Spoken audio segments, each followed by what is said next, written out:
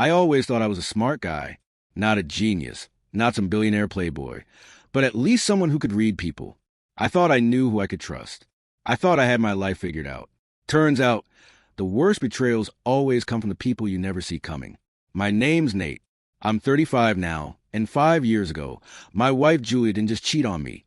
She burned my entire life to ground, and I didn't even see the match in her hand. We had been together for 8 years, married for 5. I worked in IT, had a solid job, made good money. And while I wasn't perfect, I was loyal. Julia was everything a man could want. Beautiful, smart, charismatic. Everyone thought I hit the jackpot when I married her. Hell, I thought so too. And then came Eric, the friend, the work buddy, the guy who was just helping her with her career. At first, I didn't think much of it.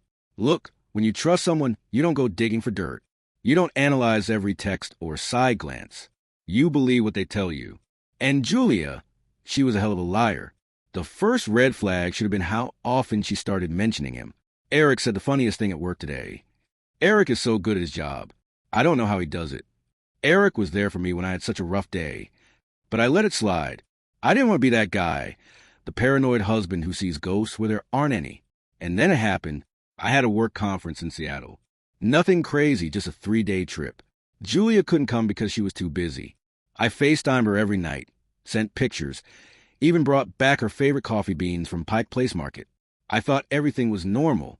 Then, Friday morning, I land back home, grab coffee, and head straight to work.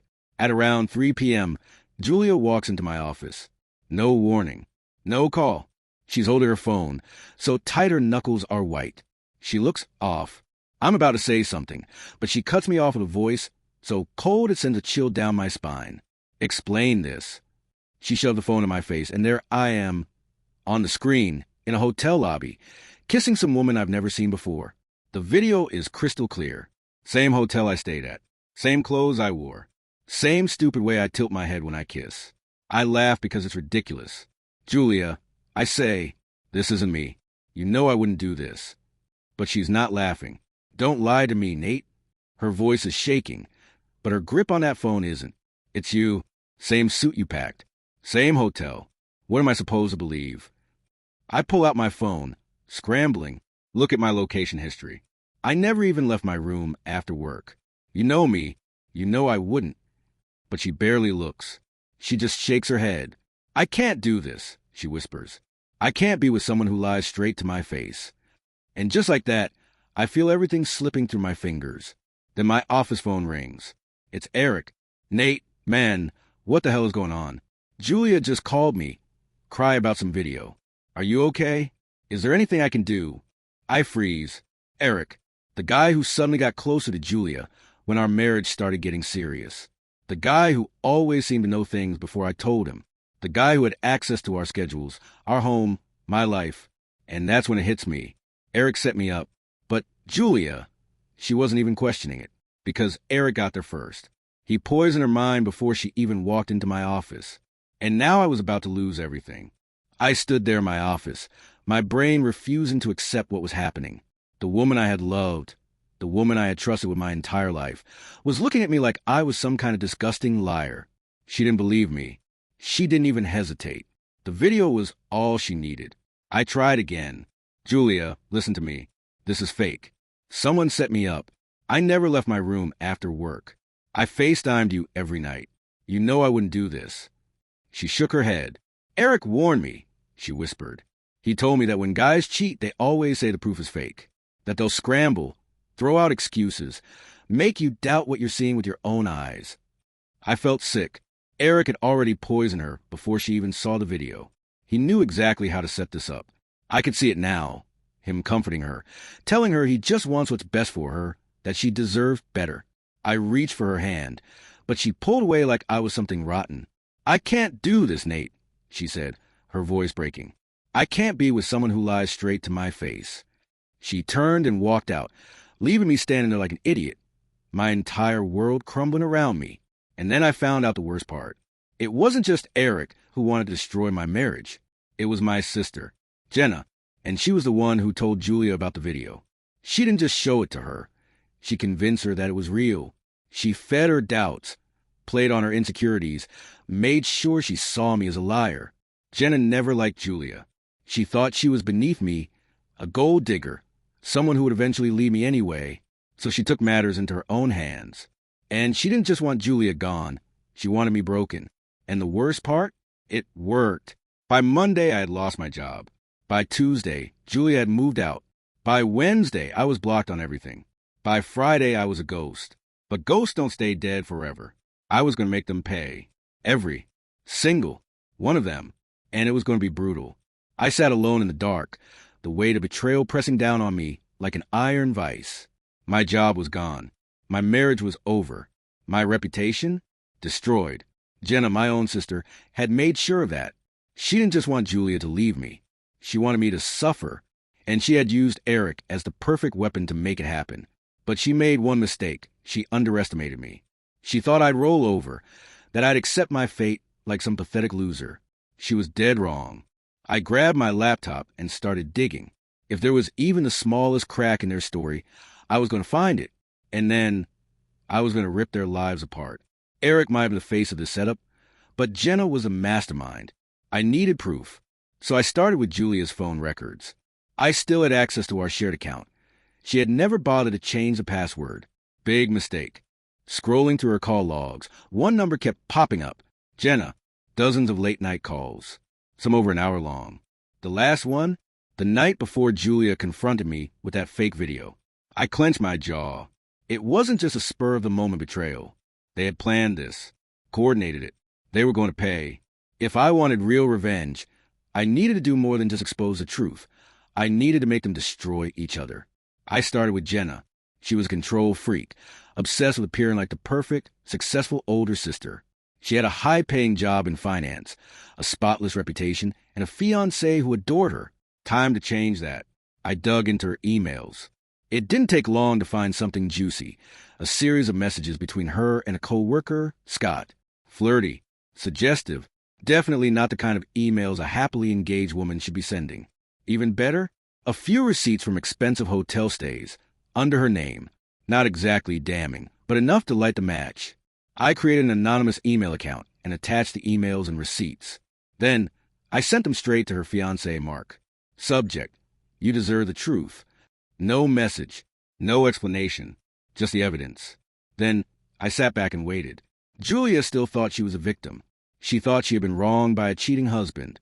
Time to shatter that illusion. I sent her a text. Me. Jenna lied to you. She set us up. If you want proof, meet me at the Copper Bar, 7 p.m. No tricks, just the truth. I didn't expect her to come, but she did. She walked in, looking tired, guarded. I shouldn't be here, she said, sitting across from me.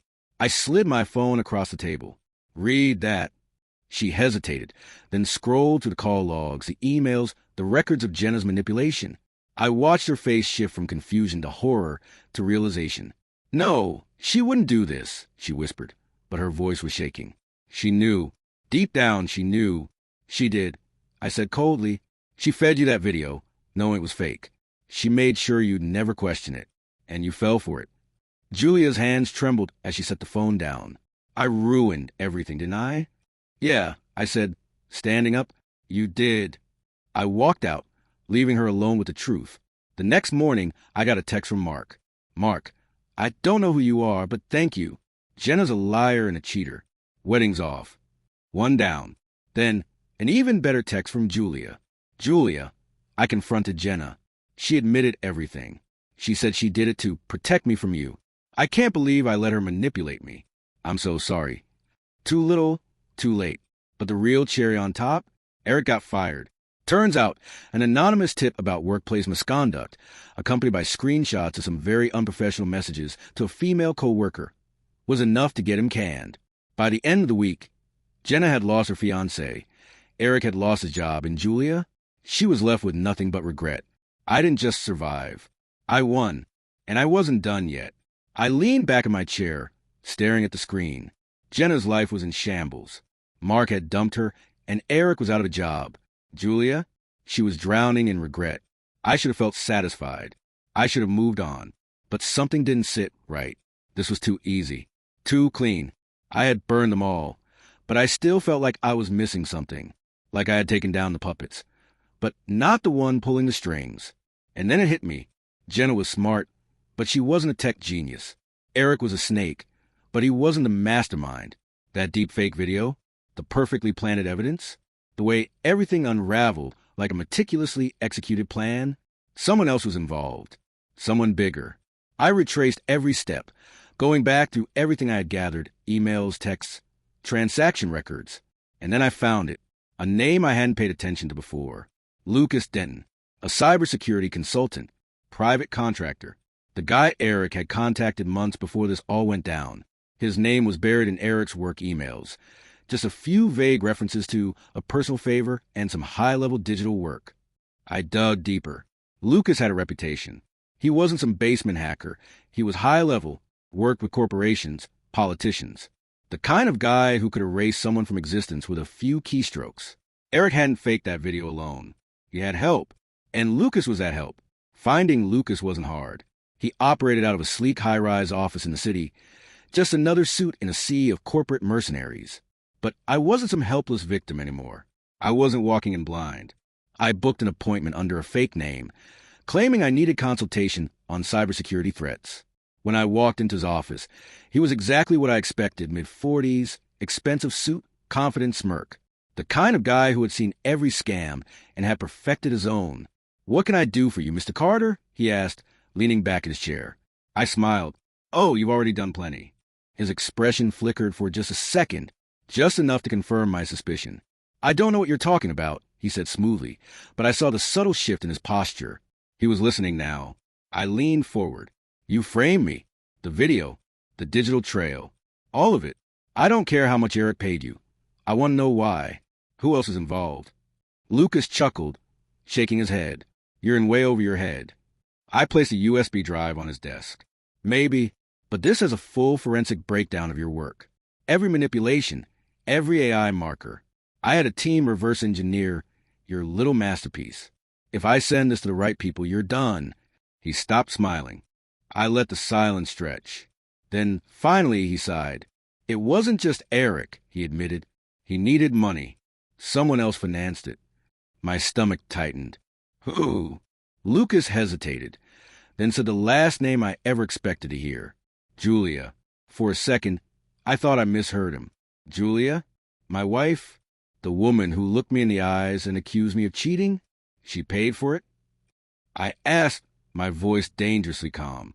Lucas nodded. "Eric told her he could prove you were cheating, but he needed money to catch you in the act. She transferred 10 grand into an account he controlled.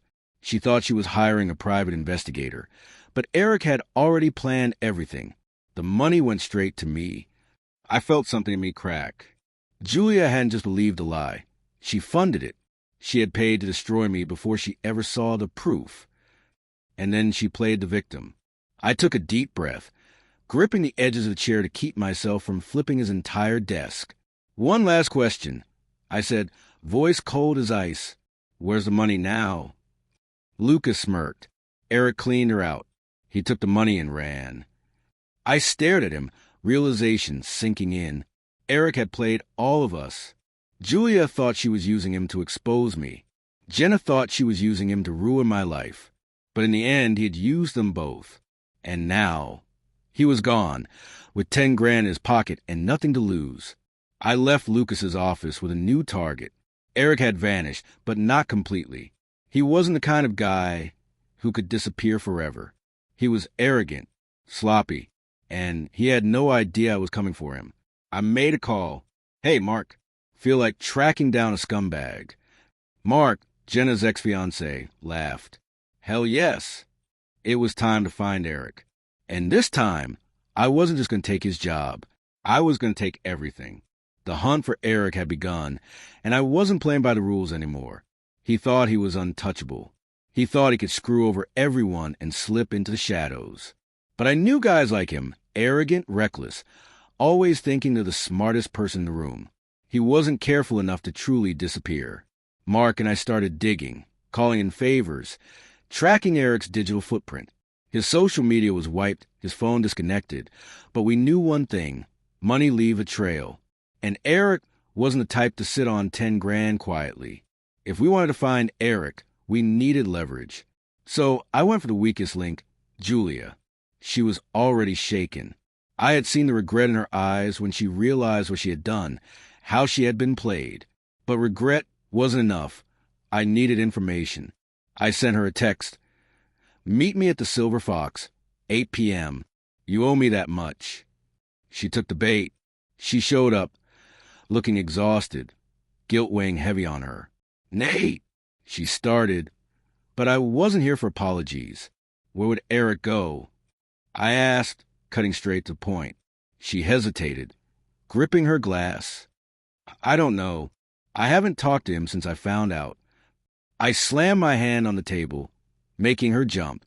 Don't lie to me, Julia. You funded him. You trusted him. Where would he run? She swallowed hard, looking around as if someone might be watching. He used to talk about Miami. Said he had some contacts there. A guy named Richie. Deals in fake IDs, offshore accounts. If Eric wanted to vanish, that's who he'd go to. Miami. It was a start. Mark and I booked flights the next morning. We weren't cops. We weren't law enforcement. But we didn't need to be.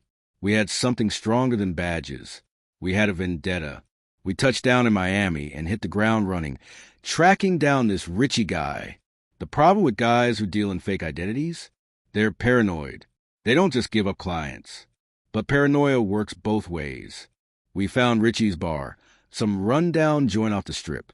Mark and I walked in, playing it cool. Richie was behind the bar, cleaning glasses, pretending he wasn't clocking every person in the room. Looking for a guy named Eric. I said, sliding a $100 bill across the counter. Richie didn't even glance at it. Don't know him. Mark smirked. That's funny, because we know he came to you.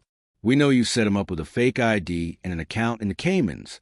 And we also know that if we start asking around, the wrong people are going to start sniffing in your business. Richie's jaw clenched. He grabbed the 100, pocketed it, and leaned in. He was here. 2 days ago. New name, fake passport, everything. But he screwed up. I narrowed my eyes. How? Richie chuckled. Got greedy. He didn't just want to disappear. He wanted more money first. He's setting up a deal. Something big. If you're smart, you'll stay out of it. I wasn't smart. Where? I asked. Richie hesitated. Then, with a sigh, he scribbled an address on a napkin. Warehouse by the docks. Midnight. But if you go, be ready for trouble. Mark and I parked outside the warehouse at 11:45 p.m. We sat in silence, watching as cars pulled in one by one. Eric was inside, and he wasn't alone. We could see him through the gaps in the warehouse walls, pacing, talking fast to a group of men. Money exchange hands. Boxes were stacked in the corner. Something illegal, something big. This wasn't just a guy running away. Eric was making a move. And then, something I didn't expect happened. Jenna stepped out from the shadows. My stomach dropped. What the hell was she doing here? She walked straight up to Eric, arguing with him, her hands moving wildly. And then he shoved her back. Hard. Mark and I exchanged a look. Did you know she was involved? He whispered. No clue. Jenna had already ruined my life once. But if she was mixed up in this, I needed to know why. And more importantly, I needed to end this. We got out of the car, moving fast. I wasn't leaving without answers. And Eric? He wasn't leaving at all. Mark and I moved fast. No hesitation. We weren't here to play detective anymore.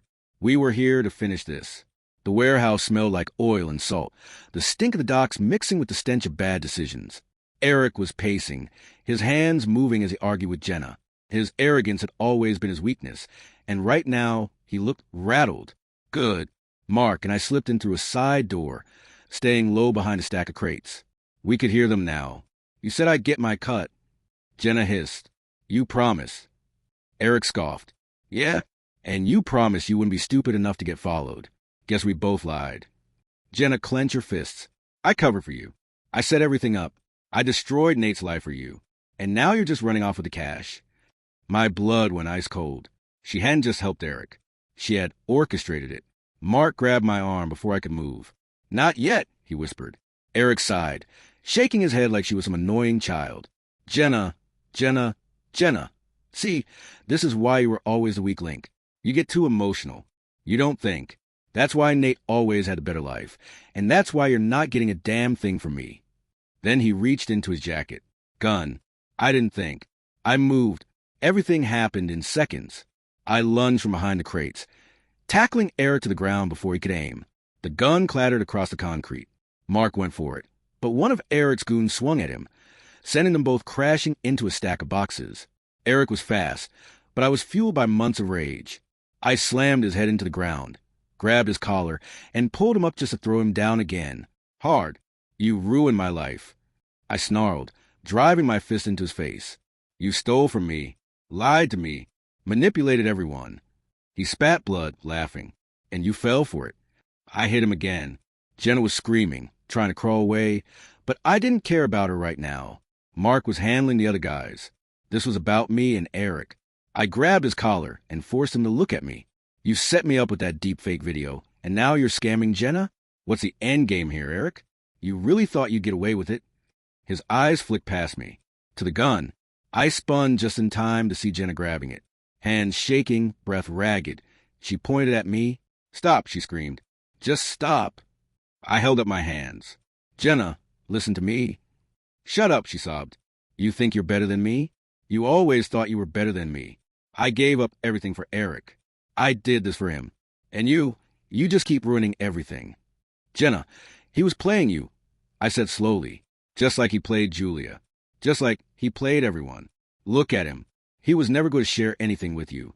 She looked down at Eric, bleeding and sneering at her like she was worthless. And in that moment, I saw it. Doubt. Eric saw it too. Don't listen to him, Jenna, he spat. You and me, we're in this together. Just shoot him, and we're good. We get out of here, we disappear. Just you and me. I took a step closer. And then what? He disappears with the money while you take the fall? You think he's going to stay loyal to you? Jenna, wake up. Tears streamed down her face. The gun shook in her hands. Then she turned it and shot Eric in the leg. He screamed, clutched his thigh as blood pooled under him. Jenna gasped, like she hadn't expected herself to actually do it.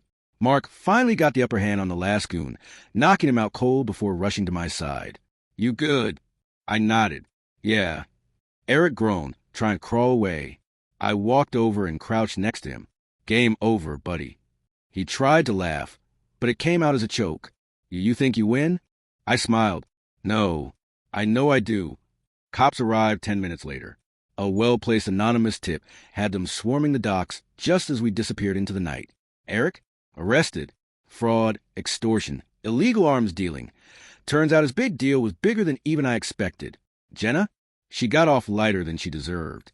She tried to cut a deal, playing the manipulated victim card. I didn't care. She had already destroyed herself. Julia? She tried to reach out after everything. I ignored her. Me? I was finally free. Mark and I left Miami the next day. I had nothing tying me there anymore. For the first time in months, I wasn't looking over my shoulder, waiting for the next stab in the back. I had won. And as I sat in my seat on the plane, staring at the sunrise through the window, I felt something I hadn't felt in a long time. Peace.